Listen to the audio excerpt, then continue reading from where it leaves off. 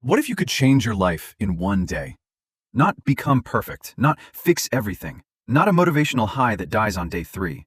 I mean a single day that actually shifts your trajectory. Because here's the truth. One day isn't enough to change your life, unless that day changes your system. That's why most fresh starts fail. They change your mood, they don't change your environment. They change your goals, they don't change your defaults. And defaults run your life. You don't live the life you want, you live the life your systems produce. So today, I'm going to show you the only type of one-day reset that actually works. Not because it's magical, because it does something brutal. It makes your old life harder to repeat, and your new life easier to begin. Most people think they're stuck because they lack discipline. Wrong. They're stuck because their current identity has an entire support system. Your phone supports it, your room supports it, your schedule supports it, your friends support it, your coping habits support it. Even your bad habits have a job. Scrolling doesn't just waste time, it reduces anxiety. Procrastination doesn't just delay work, it avoids judgment.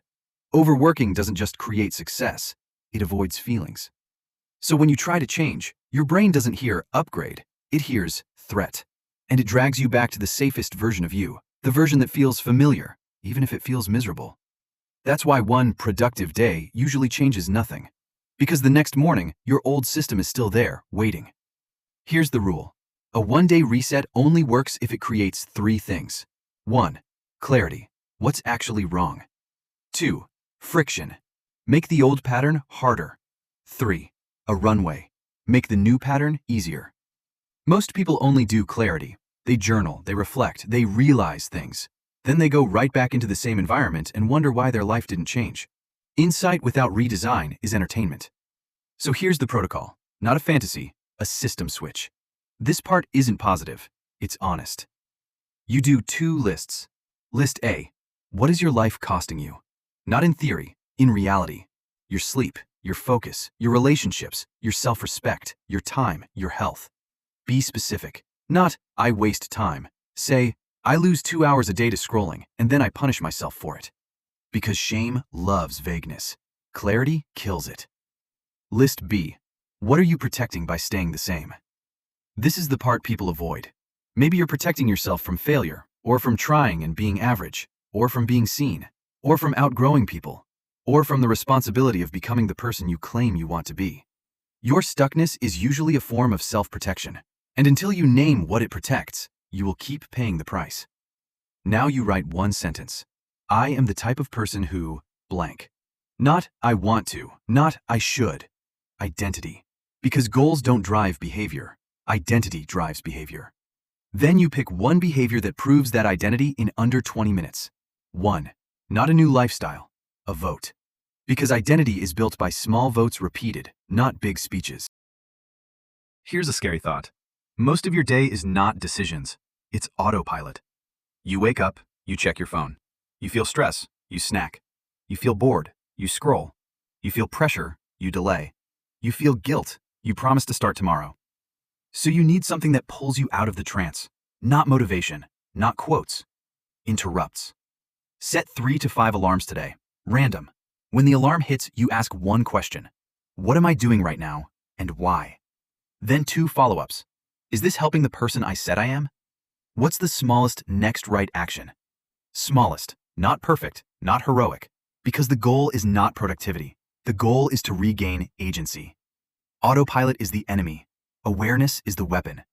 And every time you break autopilot, you create a gap. And inside that gap, you can choose. Now the part that changes everything. You redesign your environment. Because your environment is a behavior machine. If your phone is always within reach, you will touch it. If snacks are visible, you will eat them. If your bed is also your office, your brain will stay confused. If your notifications are on, your attention will never belong to you. So today, you do 2 moves. Move 1. Make the bad habit harder. This is friction. Examples. Delete the worst app. Not hide it, delete it. Log out. Change the password to something long. Put the phone in another room while you work. Disable notifications, especially social apps. Move junk food to the highest shelf or don't buy it. You're not relying on willpower. You're changing the game. Move 2. Make the good habit easier. This is a runway. Examples. Put your workout clothes where you'll trip over them. Prep one healthy meal in advance. Open the document you need to work on and leave it ready. Create a start ritual that takes 60 seconds. Water, clean desk, timer, begin. The easiest path wins, so you create an easy path for the person you're becoming. Now we do the unless you do this part. A one-day reset is not the finish line, it's a launch. So you end the day by writing a 2-week contract, not a giant plan. 3 rules, that's it. Rule 1. One non-negotiable daily action, 10 to 20 minutes. Something that proves your identity. Rule 2. One friction rule. Something that blocks your biggest leak. Rule 3. One recovery rule. Because most people don't fail from laziness, they fail from fatigue. Then you schedule it. Real calendar, real time. Because if it isn't scheduled, it isn't real. And you add one accountability trigger. Tell one person, or post a public commitment, or set a consequence. Not because you need pressure, because you need reality. This isn't self-help magic. It's behavioral economics and psychology in everyday clothes. You changed, identity, who you think you are. Defaults, what happens when you don't think. Friction, what's easy versus hard. Environment, what cues your behavior. Commitment, what you'll actually repeat. That's why this works. Not because you felt inspired, because you redesigned the conditions that produce your life. Here's the part nobody wants to hear. You can know all of this and still not change. Why? Because change costs something. It costs comfort. It costs convenience. It costs your old identity. It costs being liked by the version of you that wants to stay safe. So the real question is not, can I fix my life in one day? The real question is, what is your current life protecting you from? And what is it costing you every single day? Because one day isn't enough, unless that day forces you to stop living by default.